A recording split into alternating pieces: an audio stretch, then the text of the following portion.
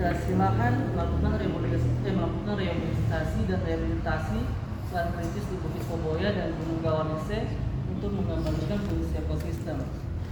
Yang ketiga, pengawasan penegakan hukum.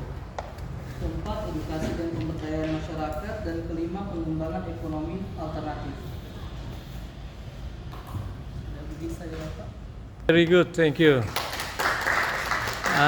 Apa Anda dapat informasi tentang Tahura, hutan rakyat atau hutan lindung ya? Apa itu masuk hutan lindung, hutan adat ya Tahura yang dilindungi atau bagaimana? Tahura masuk hutan adat Pak, soalnya waktu Tela tahun berapa itu lalu dijadikan Tahura Bapak? Iya. Di atas itu. Jadi kalau Bapak pernah ke Batu Tela? Oh, saya dulu sering ke sana cari ayam hutan. Itu kan ada apa namanya itu? Lalu itu ada tulisan selamat datang di Taman Hutan Rakyat Batu Tela Bapak. Tapi tahun berapa itu? Itu sudah tidak digunakan lagi, sudah di stop. Jadi tidak ada lagi Tahura di Batu Tela. Itu Bapak. Iya. Tidak ada. Very good, thank you. Tidak ada Tahura ya, tinggal Tatura. Very good, thank you. Bukan cerita video. Kalau mau kasih mati sementara. Yang tinggi. Kasih. Sudah suatu consist of Raina Sahyani, Abdul Ghafur, Irsyad, Nia Ramadhani, and Faiza. And the explanation will be presented by Raina. Raina, the time is yours.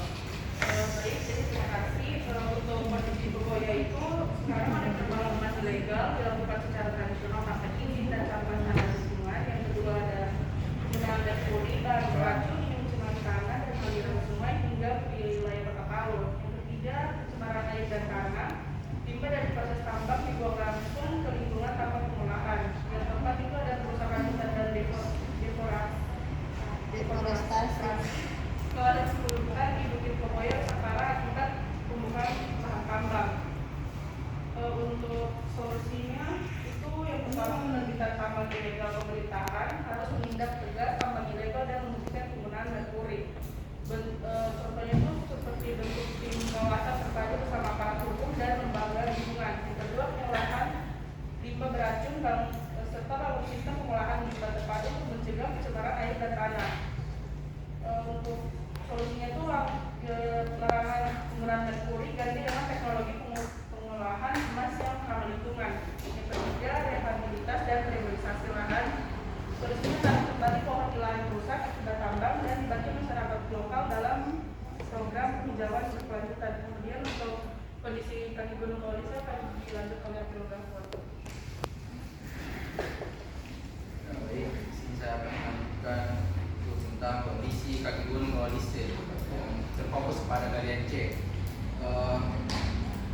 Yang pertama itu masalahnya ada deforestasi dan hilangnya habitat. Penebangan pohon untuk membuka lahan tambang menyebabkan deforestasi yang merusak ekosistem hutan dan habitat satwa liar sehingga banyak spesies mengalami punah.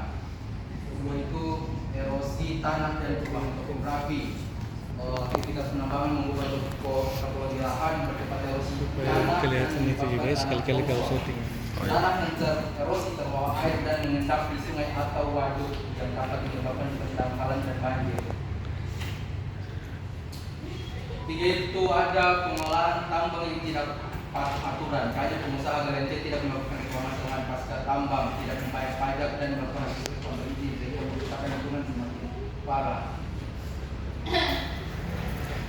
Ini ada solusinya. Yang pertama, penegakan regulasi lingkungan yang ketat. Pemerintah harus memastikan perusahaan tambang mematuhi aturan lingkungan yang berlaku, termasuk kewajiban melakukan analisis mengenai dampak lingkungan, AMDAL, dan pengolahan limbah yang benar. Kedua, reklamasi dan rehabilitasi lahan pasca tambang. Perusahaan tambang wajib mengembalikan kondisi lahan bekas galian ke bentuk semula atau mengubahnya menjadi lahan produktif agar ekosistem dapat pulih dan mencegah erosi serta banjir.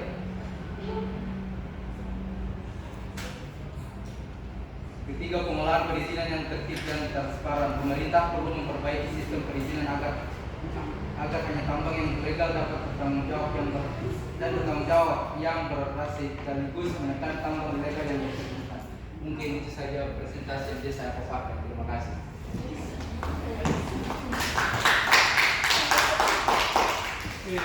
Next group.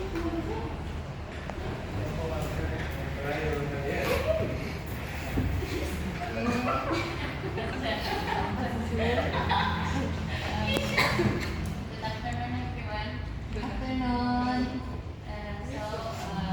We are from grade 3, and our member is I actually made Soka. And then he is Zahya Indrawita and Henry, and my name is Dermanda Nabila, and the one who presented will be Soham. Soham, the time is yours.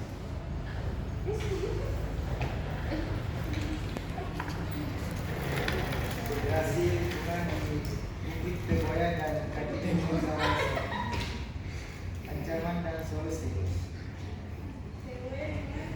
Jika berdiri Kota Palu dan memandang ke arah Bukit Tegoya hingga ke Gunung Sulawesi, kita akan melihat tentang alam yang hijau dan lebat. Ini mulai menunjukkan tanda-tanda degradasi lingkungan yang cukup mengkhawatirkan. Bukit dan gunung yang seharusnya menjadi penjaga ekosistem dan sumber air bersih bagi masyarakat Kota Palu perlahan-lahan mengalami kerusakan karena ulah manusia dan kurangnya pengawasan. Ini adalah beberapa masalah utama yang mengancam masalah lingkungan di kawasan tersebut. Sasaran dan solusi yang bisa dilakukan untuk mencegah kerusakan lebih lanjut. Masalah-masalah tersebut adalah yang pertama, penambangan liar, terutama di tambang emas di Tegoya.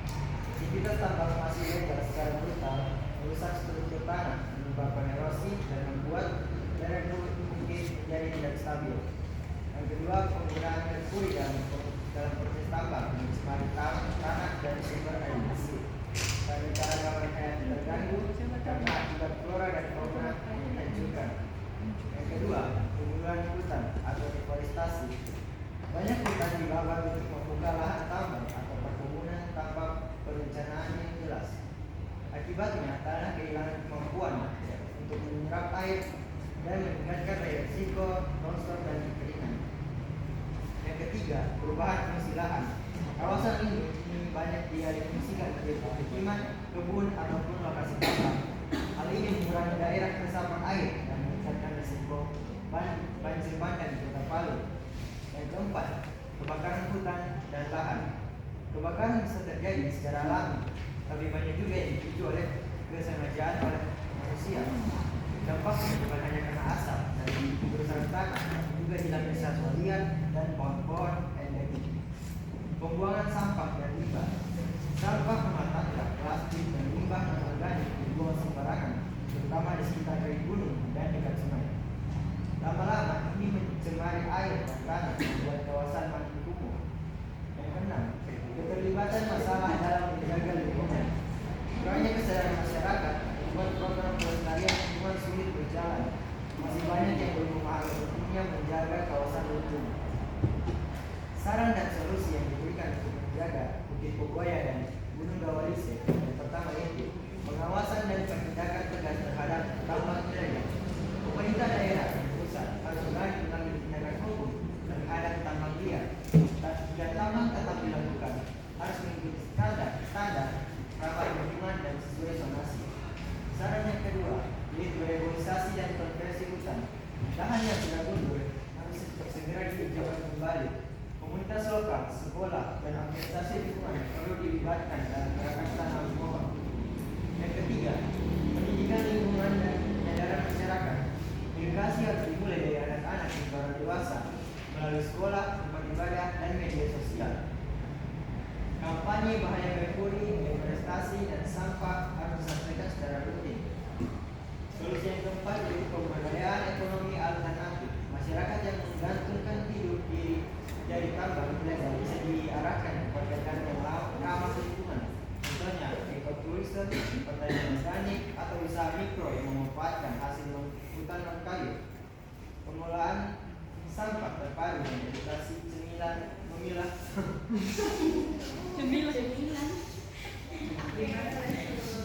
edukasi memilah sampah.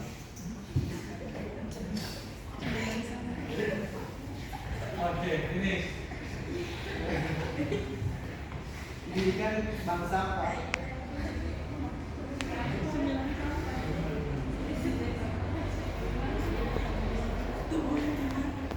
Penggunaan sampah 3R, reduce, reuse, recycle, dan sediakan tempat pembuangan yang layak. Kemudian, pemerintah harus aktif dalam pengelolaan dan penegakan aturan sampah. Yang keenam ialah pemantauan rutin atau pemetaan kawasan rawan. Yang pertama, solusinya yaitu gunakan teknologi seperti drone dan citra satelit untuk memantau perubahan tutupan hutan. Kemudian, libatkan kampus dan peneliti lokal untuk mengkaji data dan memberi rekomendasi kebijakan. Nah, itu saja. Dan mungkin sebetulnya kawasan Kibogoya dan Punggawan ini variabel bagi Kota Palu jika kita tidak menjaga dan membenahi kondisi lingkungan sejak sekarang, bencana alam seperti banjir, tanah longsor, dan kekeringan hanya tinggal menunggu. Terima itu saja dari kita. Terima kasih.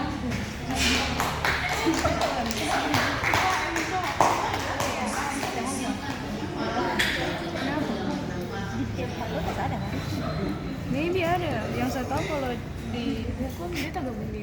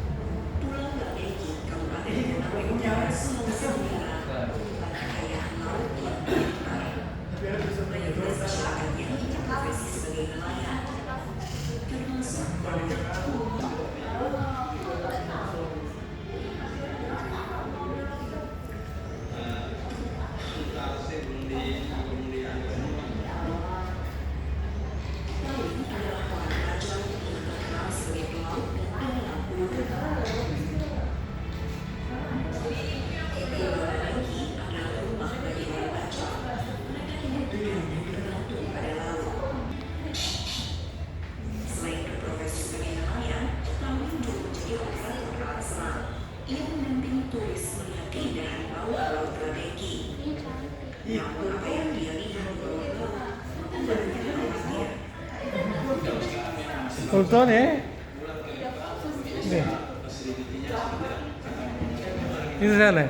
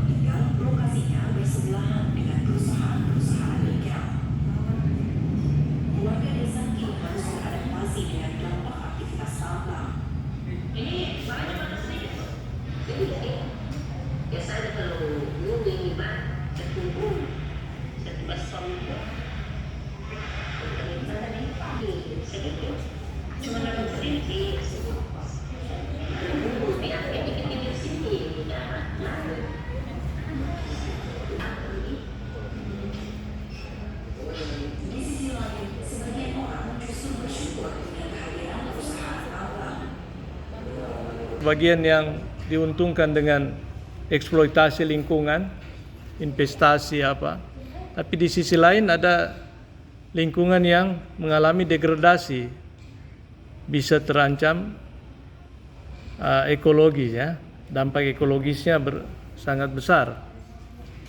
Ya, tidak hanya termasuk juga kalau di daerah sini kan kemarin banjir ya di daerah Buluri ya kalau saya tidak salah. Ya, longsor apa semua itu ditimbulkan oleh eksploitasi lingkungan yang tidak unfriendly ya, tidak bersahabat, tidak ramah lingkungan. Do you have any question? Ada pertanyaan? Tapi saya lihat sudah jam Irsad sudah jam ya sampai jam 2:40. Okay, that's it for today. Thank you very much for joining the class. I really appreciate your participation. Big applause contribution. I'll see you next time. Tolong diberitahu kapan dia ujian atau anu ya. Saya kasih tugas project misalnya. Oke, assalamualaikum warahmatullahi wabarakatuh.